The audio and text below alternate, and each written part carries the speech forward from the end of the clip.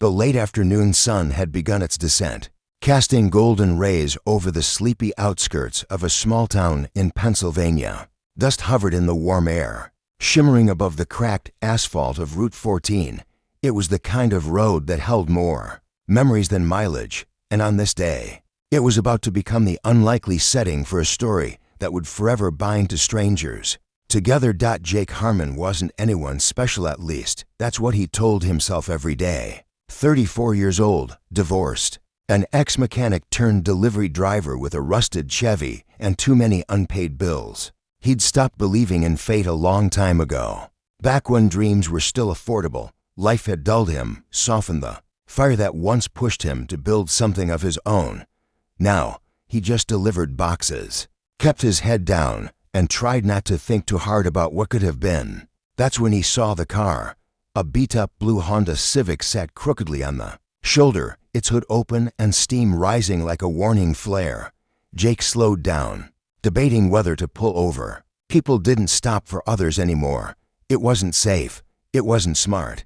But something about the way the girl stood beside the car, her crutch wedged under one arm, her brow furrowed in quiet determination, made him hit the brakes before his conscience could be overruled. He stepped out cautiously. "You need a hand." She looked up, startled, but didn't back away. "My dad's car, it just died. I think it overheated or something. He's working double shifts today. And I was just trying to help." Jake's eyes softened. She couldn't have been more than 20, with dark hair tied back in a braid and eyes that held the same weariness he often saw in the mirror. One of her legs was visibly braced, the telltale sign of a past injury or a permanent condition. "You shouldn't be out here alone," he said, wiping his hands on his jeans as he leaned over the hood. "I didn't plan to be," she said, with a smile, dry and genuine. "Name's Ellie." He nodded, introducing himself, tools in hand. Jake got to work. The radiator hose had a leak, small but enough to cause the steam show. He patched it up temporarily with duct tape and filled the radiator from a water bottle she'd had in the trunk. It wasn't a fix, but it would get her home. "Thanks," she said, a little out of breath from standing. "You didn't have to stop. Most people don't." Jake shrugged, trying to hide the quiet ache in his chest. "Most people forget what it's like to be stranded." They talked a little. She told him she was studying online to be a social worker, that she lived with her dad, who worked construction and rarely took time off, that her leg was the result of an accident when she was a kid, a drunk driver, a long hospital stay, and a lifetime of adapting. Jake didn't share much, just that he used to be a mechanic, and that the world had taken more from him than it had given. Ellie looked at him differently than most people did, not with pity or suspicion, but with a kind of quiet respect that unnerved him. As he packed up his tools, she surprised him by asking, "Do you ever think you're meant for more than what your life looks like right now?" The question lingered in the air.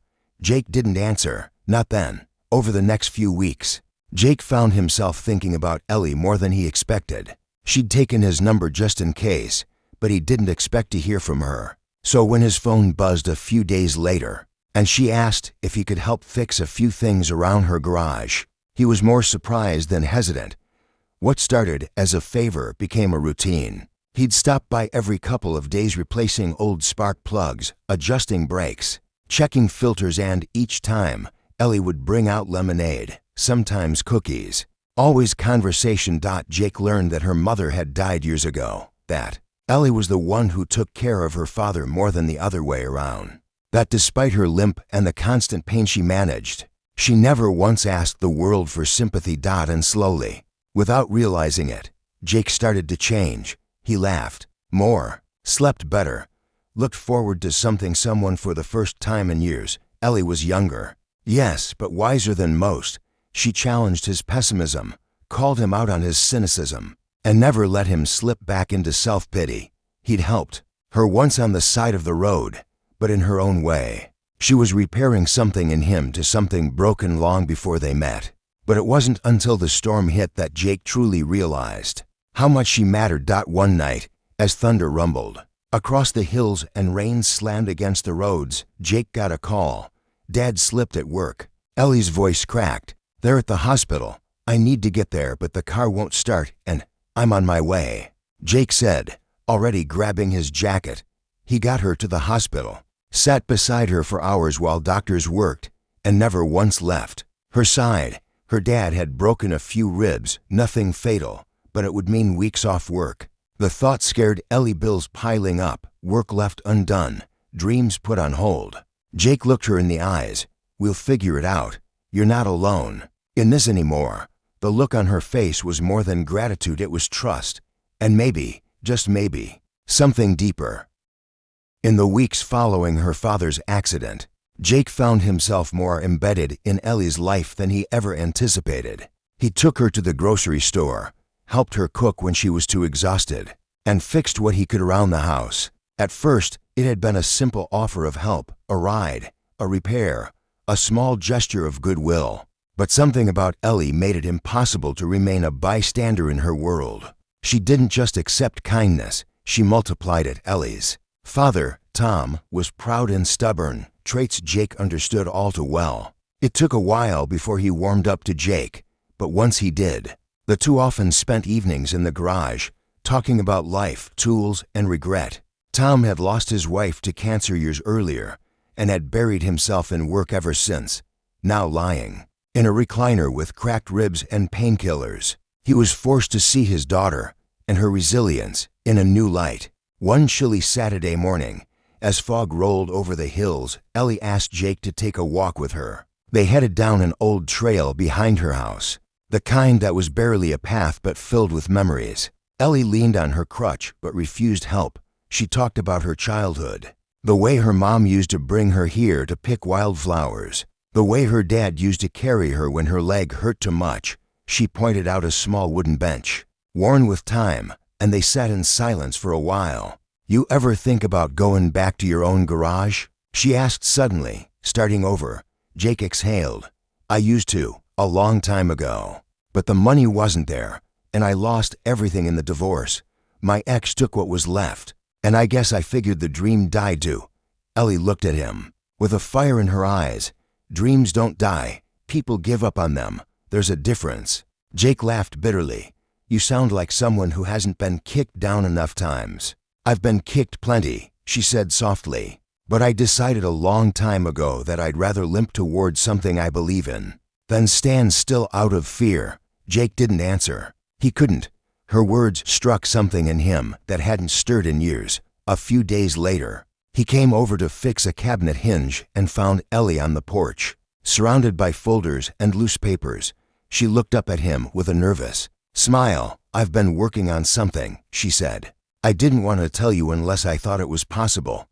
He raised an eyebrow. She handed him a folder. Inside were papers, sketches, a budget breakdown, even potential locations. At the top of the first page were the words, Jake's Honest Garage, a second chance shop. Jake looked at her, stunned. I applied for a small business grant. On your behalf, she said, almost bashfully. I know you think it's crazy, but I talked to some local organizations. They're willing to sponsor disabled-focused employment programs if the shop hires vets. Folks with injuries, people like me.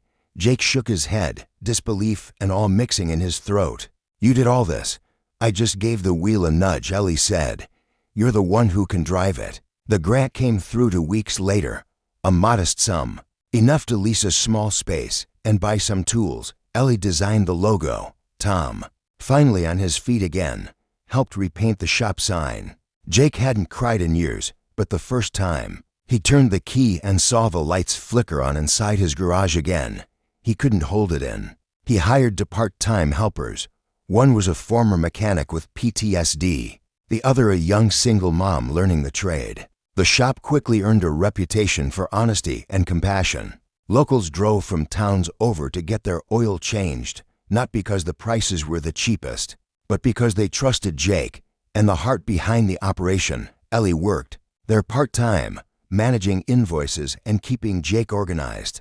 Her limp never slowed her down. In fact, customers often lit up when they saw her. She remembered names, faces, stories. She gave advice like an old soul in a young body, and people left not just with fixed cars, but with hope in their hearts. But the most unexpected moment came 6 months later. It was Jake's birthday. and he wasn't expecting anyone to remember. He'd spent the last several alone, but Ellie invited him over for dinner, and when he walked into her house, he saw more than just cake and candles. On the table was a box, carefully wrapped in brown paper. He opened it slowly, revealing an old photo inside a frame, a picture of Jake, young and full of life, standing beside his first garage from years ago. Before the fallout, beneath it was a handwritten note from Ellie. "This isn't just your second chance, Jake. It's mine too. You stopped for me on that road when no one else would.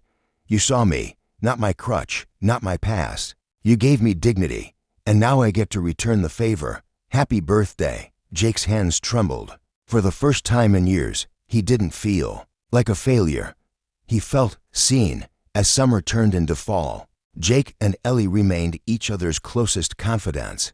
Their bond grew, not rushed, not defined by labels, but deep and enduring. It was more than friendship, maybe even more than love. It was connection, the kind the world doesn't give out often. One evening, as they watched the sun set from the shop's roof, their new tradition, Jake turned to Ellie and said, "You know, I thought I was helping you that day, but you rebuilt me." Ellie smiled, her eyes soft. Funny how kindness works. Sometimes the one giving it ends up receiving more than they ever expected. Final message. In a world moving too fast, where people often pass each other without a glance, Jake and Ellie's story is a reminder. One small act of kindness can rewrite someone's entire future. You never know who you're stopping for, and how that one moment may echo through both of your lives forever.